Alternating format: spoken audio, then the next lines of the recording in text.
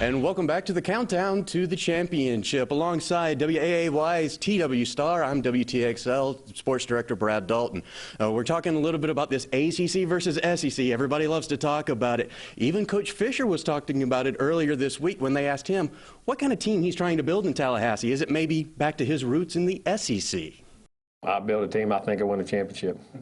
I ain't worried about that. I coached in the SEC 13 years, and I know the good and the bad.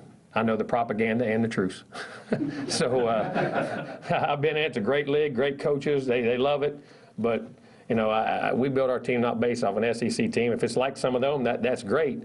But we build one that we think what will win us a championship. Well, those are some very interesting comments from a guy who spent a lot of time in the SEC. And if I'm Jimbo Fisher, that's exactly what I'm going to say. I mean, what else are you going to say? You're trying to win a championship. That is the goal. Now, granted, the last few championships have belonged to the SEC. Can you say 8? If Auburn wins this one, it would be 8 in a row. Very true. So they do have a kind of a stranglehold on the BCS, but Florida State, they have that rich tradition. They haven't changed the way they recruit. They're still going after the best players available from across the nation. Well, there's no doubt about that. I just think it's interesting that his frame of mind, and that he's getting asked a lot about SEC and SEC coaches because he spent some time with a guy named Les Miles at LSU.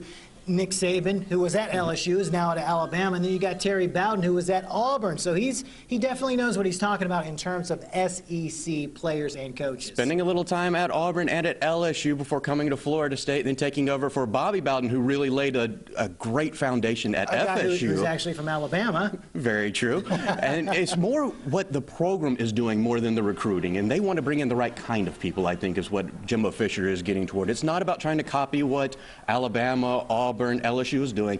Build something at FSU where that name brand, that trademark of the Seminoles becomes huge again. And I think anybody can agree that SEC has had a great run, but you can do it out in the Pac-12, you can do it in the ACC, you can do it in the SEC if you got the players.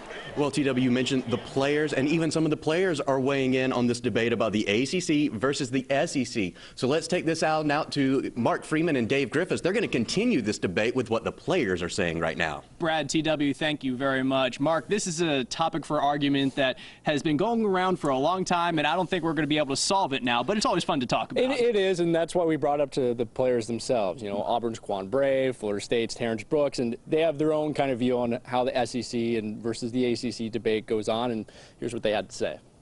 I feel like it's disrespectful most of the time just for them not to give us that recognition that, hey, these guys are good, they made it here.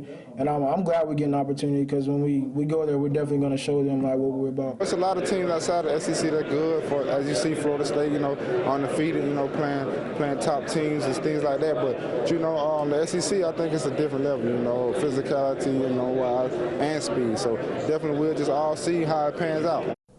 I got to say, he does have a point in Quan Bray. You know, there is a lot of talent in the SEC. You'll see in the NFL, you see a lot of key players.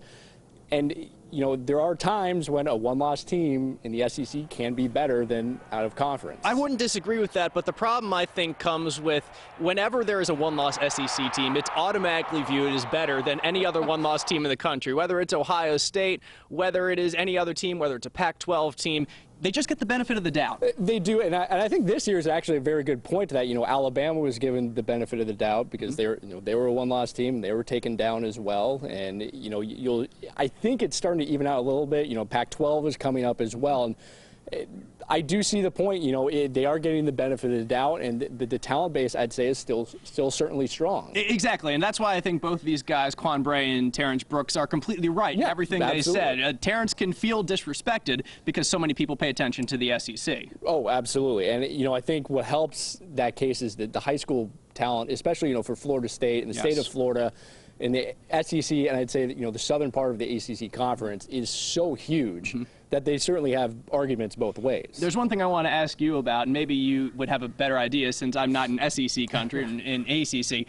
Everybody who chants for the SEC, who are SEC fans, like, would Alabama fans should they ever cheer for Auburn in the national championship? Well, what's interesting enough is A.J. McCarron, before the Sugar Bowl, comes out saying, you know, I'll root for Auburn. I'll take the heat for doing so, but he's going to root for it because it strengthens the conference. I can't imagine a Florida State player doing the Gator chop. No. If Florida and Florida State were in the same conference, I just can't imagine. You will never see that. And that's something that's very unique to the conference. And I'd say they are certainly overzealous, but they have the rings to back it up. And I think that's what they have for them. Certainly do. And Florida State, of course, trying to end that streak. When we return on Countdown to the Championship, we'll hear more from some experts. Kirk Herbstreit and Desmond Howard, both of ESPN fame. They have their own thoughts on what's going to happen in this game tonight, and we'll hear from them when we come back.